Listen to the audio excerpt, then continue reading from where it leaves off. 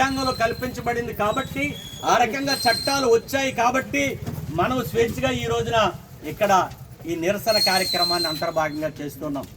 ఈ లేబర్ కోడ్ల ప్రకారంగా మనకు ఆ రక్షణ అనేటటువంటిది కొరబడుతుంది.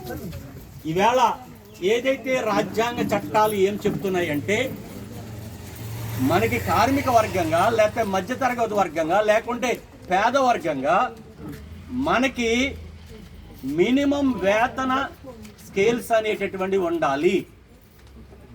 మినిమం వేతనం అనేటటువంటిది ఉంటేనే ఈ దేశంలో పెరుగుతున్నటువంటి ధరవరలకు అనుగుణంగా మానవ జీవనం కూడా కొనసాగుతుంది అనేటటువంటిది చట్టాలు క్లియర్గా చెప్తున్నాయి. వాటన్నిటిని ఎప్పుడైతే కాలం రాశారో ఇక వాటి గురించి మనం మాట్లాడుకునే అవకాశం లేకుండా లేబర్ కోడ్ల గురించి మాట్లాడుకునేటటువంటి పరిస్థితి వస్తుంది. ఇప్పుడు మన ప్రధానమైన డిమాండ్ ఏంటంటే ఆ చట్టాలని పునరుద్ధరించాలి. ఈ లేబర్ కోడ్లు ఏవైతే ఉన్నాయో వీటిని రద్దు చేయాలి. ఇది ప్రధానమైనటువంటి డిమాండ్. రద్దు చేసే వరకు కూడా ఎట్టి పరిస్థితుల్లో మన పోరాటాన్ని మనం వదిలిపెట్టకూడదు. అంటే చట్టాల ప్రకారం ఒక చట్టం ఎప్పుడైతే ఉంటుందో ఆ చట్టం ప్రకారంగా పాలకులు పాలన చేయవలసినటువంటి అవసరం ఉంది. దాన్ని విస్మరించేటటువంటి అవకాశము పాలకులకు ఉండదు. ఇప్పుడు మినిమం స్కేల్స్ ఏవైతే, మినిమం వేతనాలు ఏవైతే ఇవ్వాల్సినటువంటి బాధ్యత ఉందో ప్రభుత్వాలు వాటి నుంచి వైదొలిగేటటువంటి పరిస్థితులు ఉన్నాయి.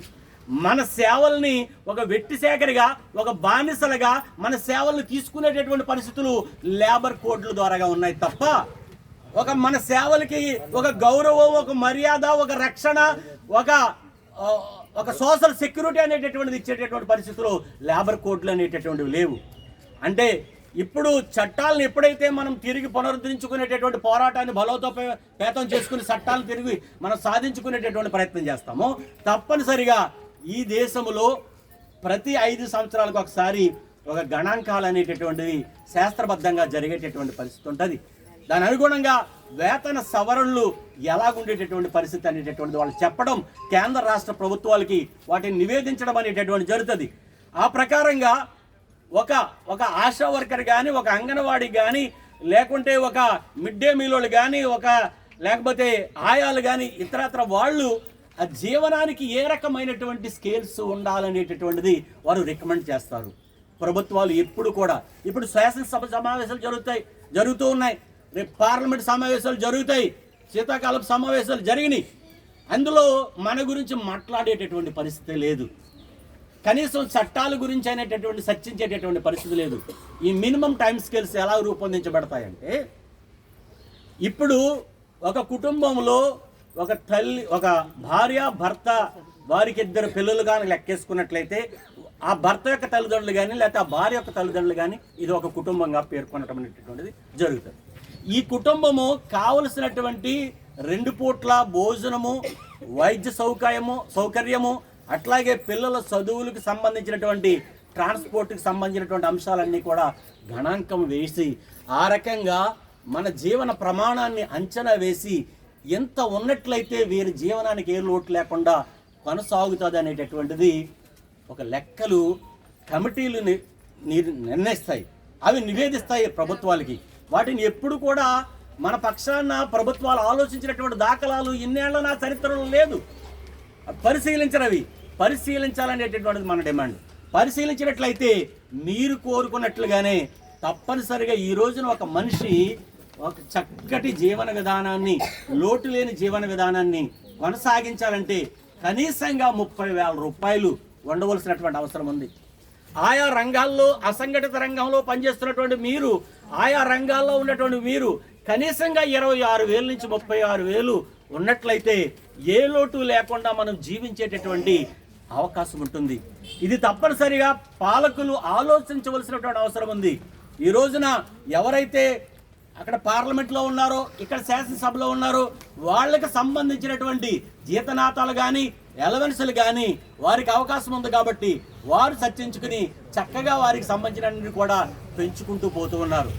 మన గురించి ఈ దేశానికి మనము ఈ గ్రామ స్థాయిలో అమూల్యమైనటువంటి సేవల్ని ఏదైతే ఈ దేశానికి అందిస్తున్నామో మన గురించి ఆలోచించేటటువంటి పరిస్థితులు లేవనేటటువంటి వాస్తవాన్ని మీరు తెలుసుకోవాలి. ఎప్పుడైతే మన పోరాటం బలంగా ఉంటుందో, ఎప్పుడైతే మన పోరాటం పాలకులను ఆలోచింపజేసేలా ఉంటుందో, ఎప్పుడైతే ఆ రకమైనటువంటి పోరాటంతో మనము చైతన్య స్ఫూర్తితో ఈ దేశాన్ని రాష్ట్రాన్ని స్తంభించేటటువంటి వాళ్ళుగా మనము ఉంటామో అప్పుడు మాత్రమే ప్రజాస్వామ్యంలో పాలకులు మన మాట వినేటటువంటి పరిస్థితి ఏర్పడుతుంది అనేటటువంటి విషయాన్ని మీరు గమనించుకోవాలి. ఈ పోరాటం మరింత బలంగా ఉండాలంటే సమీకరణలు కూడా మరింత బలంగా ఉండవలసినటువంటి అవసరం ఉంది. దాన్ని బట్టే ఇప్పుడు కానిస్టేబుల్ గారు వచ్చారు, రిపోర్ట్లు తీసుకుని అవి ఇంటెలిజెన్స్ రిపోర్ట్స్ పంపిస్తారు.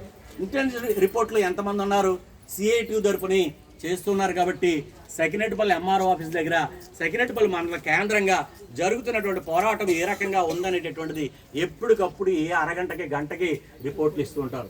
ఇది పలసగా ఉంటే మన గురించి ఆలోచన చేసే పరిస్థితి అంతంత మాత్రంగా ఉంటుందనేటటువంటి విషయాన్ని మీరు గమనించాలి. అంతేకాదు మనకి ఈ రోజున మనం దేశంలో చూసినట్లయితే ఇవాళ మనకి రక్షణ అనేటటువంటిది కొరవడిపోయింది. కారణం ఏంటంటే ఉద్యోగ భద్రత అనేటటువంటిది లేకుండా పోయింది చట్టాలు రద్దు కావడం వలన. అంతేకాదు ఏదైతే ప్రభుత్వ రంగ సంస్థలు ఉన్నాయో ఈ ప్రభుత్వ రంగ సంస్థలన్నింటినీ కూడా కారు చౌకగా కార్పొరేట్లకి ఇచ్చేసేటటువంటి పరిస్థితులు ఉన్నాయి. వీటి గురించే మనం చర్చించాలి. ఇప్పుడు వచ్చి కేంద్ర ప్రభుత్వం వచ్చి 12 ఏళ్ళు దాటింది. ఈ రాష్ట్రం మనం విడిపోయినటువంటి రాష్ట్రం కూడా 12 ఏళ్ళు దాటింది. ఇప్పుడు రాష్ట్రం కానీ కేంద్రం కానీ ఒక్కసారి మీరు పరిశీలించి చూడండి. ఎవరైనా కానీ ఒక పెద్ద పరిశ్రమ తీసుకొచ్చినటువంటి దాఖలాలు ఉన్నాయా? ఏదైనా పెద్ద పెద్ద సంస్థలు తీసుకొచ్చినటువంటి దాఖలాలు ఉన్నాయా? ఏమీ లేవు. పోనీ ఏదైనా ఒక ప్రాజెక్టుని కట్టి ప్రజలకు అంకితం చేశారా? ఏమీ లేదు. నిరంతరంగా ఈ దేశంలో ఏం జరుగుతుందంటే మతోన్మాదం జరుగుతూ ఉంది. ఆ రకంగానే మనల్ని భావోద్వేగం వైపుకి నడిపి మనల్ని ఓటు బ్యాంకుగా సొమ్ము చేసుకునేటువంటి ప్రయత్నం, అధికారాలను చేపట్టేటటువంటి ప్రయత్నం చేస్తూ ఉన్నారు. ఇది కార్మిక వర్గంగా మనం అధ్యయనం చేసి ఆలోచించవలసినటువంటి రోజులు వచ్చినాయని సందర్భంగా నేను తెలియజేస్తున్నాను. ఈ రోజున రాష్ట్రంలో అసెంబ్లీ జరుగుతోంది. ఈ అసెంబ్లీ సమావేశంలో ఈ రోజున సిఐటి తరపున సార్వత్రిక సమ్మె జరుగుతుంది. కాబట్టి ఎంతో కొంత ఏదైతే ఆశా వర్కర్లు ఉన్నారో, ఈ అంగన్వాడీలు ఉన్నారో, లేకపోతే మిగిలినటువంటి అసంఘటిత కార్మిక వర్గాలు ఉన్నాయో వాటి గురించి సత్యేద్దామనేటటువంటి ఒక ఎమ్మెల్యే మీకు శాసనసభలో ఉన్నారా? మనకి శాసన మండలిలో ఒకే ఒక ఎమ్మెల్సీ ఉన్నాడు, గోపిమూర్తి. ఆయన తప్పనిసరిగా నేను ఫోన్ చేశాను ఉదయం, నేను తప్పనిసరిగా ఈరోజు సమ్మె గురించి శాసన మండలిలో మాట్లాడతానని నాకు చెప్పడం జరిగింది. ఇది మనం ఆలోచించాలి. చట్టసభలకి ఎవరిని పంపుతున్నాము, ఎటువంటి వాళ్ళని పంపుతున్నాము అనేటటువంటిది. ఈ పంపే వ్యక్తి మన గురించి మన వెనకాల నిలబడతాడా, మనం పోరాటం చేస్తే మన మధ్యకు వస్తాడా, మన గురించి చట్టసభల్లో మాట్లాడతాడా అనేటటువంటిది ఆలోచించవలసినటువంటి అవసరం కూడా ఉంది. ఈ సందర్భంగా తెలియజేస్తున్నాను.